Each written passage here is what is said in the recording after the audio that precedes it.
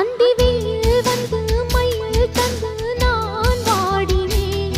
அடுத்தும் எல்லாம் தென்றலிடம் நான் கூறினேன்.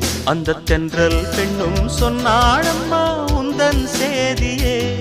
அவள் சொன்ன பின்பு மின்னல் போல வந்தேன் தேடியே. என்னை நீ தொட்டவுடன் எங்கவோ பொன்னுதையா. முற்றுகை இட்டவுடன் சிற்றிடை தின்னுதையா. வெட்கம் விடுமோ அச்சம் விடுமோ தக்க துணைதான்